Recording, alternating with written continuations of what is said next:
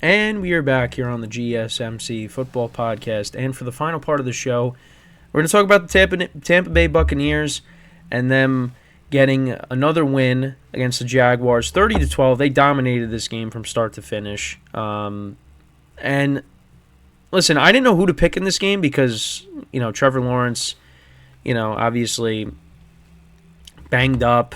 Another quarterback that was, dealing, with being in concussion protocol. But then he ended up being cleared to play. Now he got hurt again. I think shoulder injury now. So who knows if he's going to play next week. And then obviously he got hurt in the Bengals game. But he was able to come back from that. So it's been a rough go for the Jags. At one point they were 6-2, and things were looking great. But now it's not so much. They lost to the Bengals, the Browns, the Ravens, and now the Bucs. They got the Panthers coming up at home. So even if Trevor Lawrence doesn't play, they could still win that game. But it's going to be tough. It's going to be tough because I don't trust C.J. Beathard at all. And then you're at Tennessee to finish off the year. But as for the Bucs, I mean, they're on a roll right now. I mean, they started off the game, they went down the field, kicked a field goal, then Trevor Lawrence threw a pick. Baker Mayfield connected with Mike Evans for his first touchdown, a 3-yard touchdown to make it 10-0. Then the Jags went down the field, missed a field goal. McManus has had a rough stretch. So then the Bucs went down the field, kicked another field goal. Trevor Lawrence threw another pick. Bucs turned that into a touchdown. This was a great play. Baker Mayfield and Mike Evans for 22 yards. What a catch by Evans in the end zone. Go check that out if you haven't seen that. Then the Jags punted, and that was the end of the first half. Then the Jags fumbled, and the Bucs turned that into 7 more points. So Rachaad White from 2 yards out. So that made it 27-0. Then it was 30-0 at one point, and then Trevor Lawrence eventually was taken out of the game because he got hurt. But he did connect with Calvin Ridley for an 18-yard touchdown, so that made it 30-6. Then the Jags fumbled in the fourth quarter. Bucs turned it over on downs. Jags turned it over on downs. Bucs punted. And then C.J. Beathard connected with Calvin Ridley for a 1-yard touchdown, and it was 30-12 the final score. So let's look at the stats. Trevor Lawrence went 17-29, 211 yards, 1 touchdown, 2 picks. C.J. Beathard 11 for 15, 94 yards and a touchdown. Jags really didn't run the ball in this game because they were down by so much. Evan Ingram had 10 receptions for 95 yards. Calvin Ridley had 6 for 90 and 2 touchdowns. Trevor Lawrence lost a fumble in this game. Ingram fumbled in this game. And then as for the Bucs, I mean, Baker Mayfield continues to roll, 26-35, 283 yards, 2 touchdowns, no picks. Rachaad White had 20 carries for only 39 yards and a touchdown. So again, that's something the Bucs continue to struggle with, is running the football. But it hasn't really mattered because all they've been doing is winning. Mike Evans had 7 receptions for 86 yards and 2 touchdowns. Chris Godwin had 6 for 78. Trey Palmer had 4 for 42. Rachaad White had 6 for 39 or 38. Devin White had an interception in this game. Antoine Winfield had an interception in this game. Winfield also had a fumble recovery. The Bucs, they dominated this game. 4 sacks in the game as well. Chase McLaughlin went 3 for 3. All around solid game for the Bucs. 8-7, and they're in prime position to win the NFC South, which is the division that we just had no idea who was going to win it. I said, very early on, I thought the Bucs were going to win it. I was hoping for it. Then it didn't look like that. It looked like the Falcons were going to be the team that was going to win it. Then it looked like it was going to be either between the Saints and the Falcons. Now it's the Bucs and the Saints, because we got a big game this week coming up between the Bucs and the Saints. Falcons did win big against the Colts with Heineke at quarterback, but this is really going to decide the division between the Bucs and the Saints. And I like the Bucs to win. I do. They are really on a roll. And, again, very happy for Baker Mayfield and what he's been able to do. Because it looked like, this is his last chance. And he really has put together a good season. I mean, he almost has 3,600 yards passing. He's going to get close to 4,000 yards passing. But the touchdown interception ratio is solid, 26-8. Him and Mike Evans have had a really great connection this year. I mean, this team, they get in. We'll see what happens. I mean, they're going to play against either Dallas or Philly. But enjoy for the moment. Take it game by game. But they really have been clicking for weeks now. I mean, they've now, this is now what, their fourth straight win. And they lost a lot of close games before that. I mean, they lost that 2-point game to the Texans. I mean, if they didn't let C.J. Stroud go down the field, I mean, you win that game. You lost to the Falcons by 3. You lost to the Colts by 7. They lost a lot of close games. I mean, it looked like they were out of it. It looked like Baker was gonna, be one and done in Tampa, but it looks like it's possible that he's gonna, stick around maybe for at least one more year, which I hope he does. Mike Evans continues to dominate this year. His total stats on the season, I can pull those up. So he's got 73 receptions, 1,163 yards, and 13 touchdowns. I mean, last year I think he only had 3 touchdowns. So he really has been on a roll. Him and Baker, again, they've had a nice connection this year. Rashad White, not as effective as a runner, but as a pass catcher, he's been solid. You still got Chris Godwin there, the young tight ends, and you still got, some of the pieces from the playoff run back in 2020. So I mean, listen, this team is still solid. You got to rebuild this team still, but listen, if they're able to get into the playoffs, I mean, this is a good step forward for them.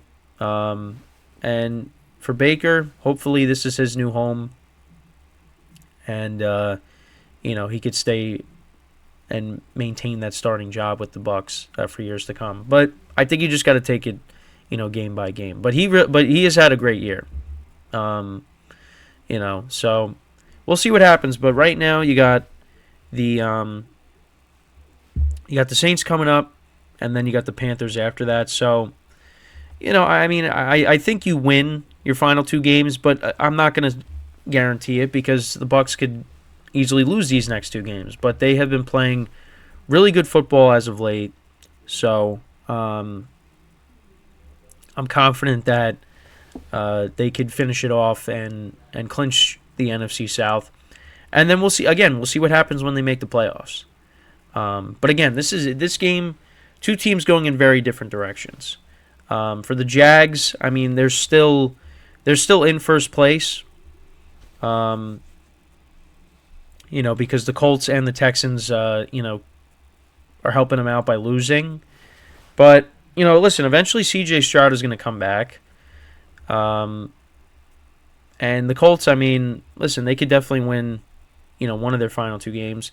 The Jags, they need Trevor Lawrence to be healthy, but who knows if he's going to be if he's going to be right.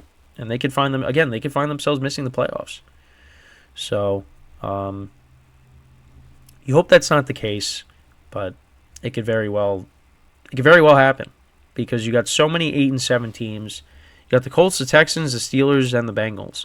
And then on top of that, you got the Raiders and the Broncos who are 7-8. So you can end up being tied with them if you drop out of first place. So, I mean, we'll see. We're gonna see what happens, but it's definitely gonna be interesting.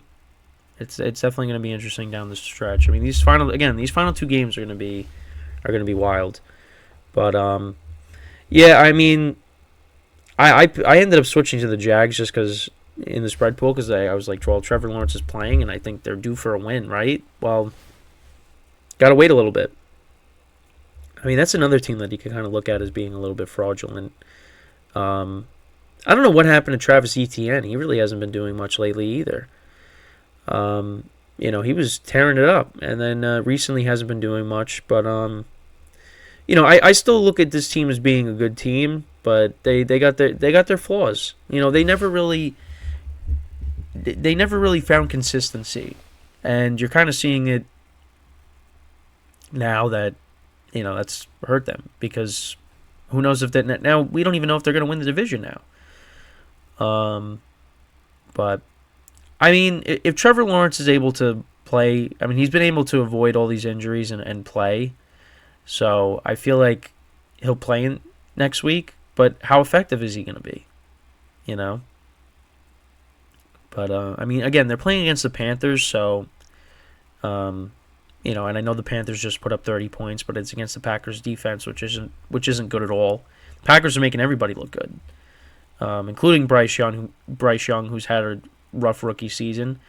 So we'll see how Bryce Young is, against this Jags defense. But the Jags, they really gotta figure it out, because again, they could find themselves on the outside looking in, and that would be very disappointing if that ends up happening, especially because of how the season started, and it looked like, hey, they got a chance at maybe getting this number 1 seed the way Kansas City's been playing.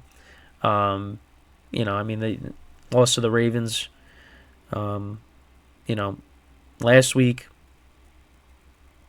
But, yeah, it's just, losing in overtime to the Bengals, Trevor Lawrence getting hurt. It hasn't been good.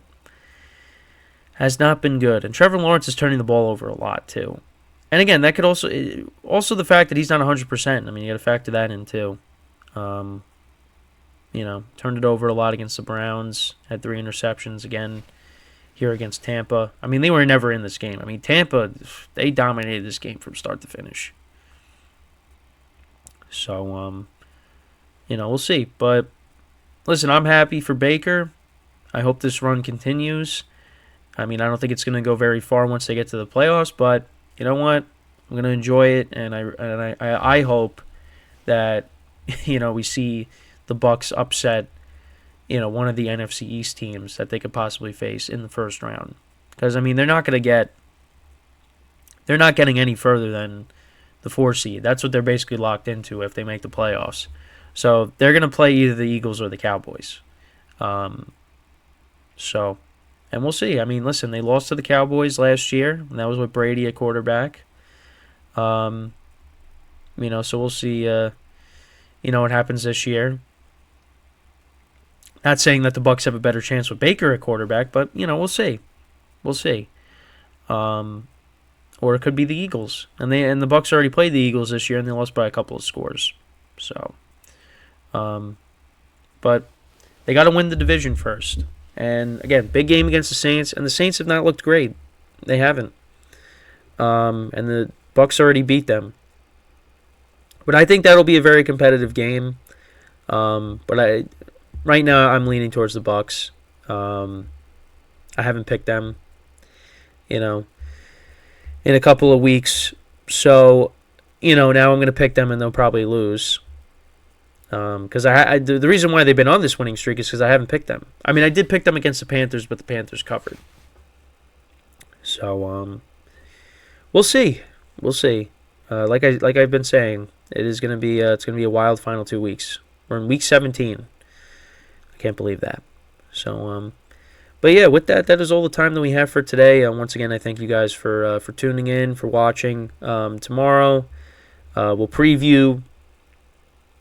Obviously, the Thursday night game, the Jets and the Browns will get us started in Week 17, so we'll talk about that. We'll look at the playoff picture. We'll look at all the conferences, both conferences, where everything's at currently.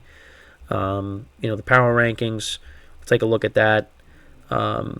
So, yeah, and then make sure to look out for the shorts that'll be throughout the day, released throughout the day, and I'll make sure to have the show reposted. We'll also post it up on wherever you get your podcasts as well. So if you want to just go back and listen to the full show, you could do that as well.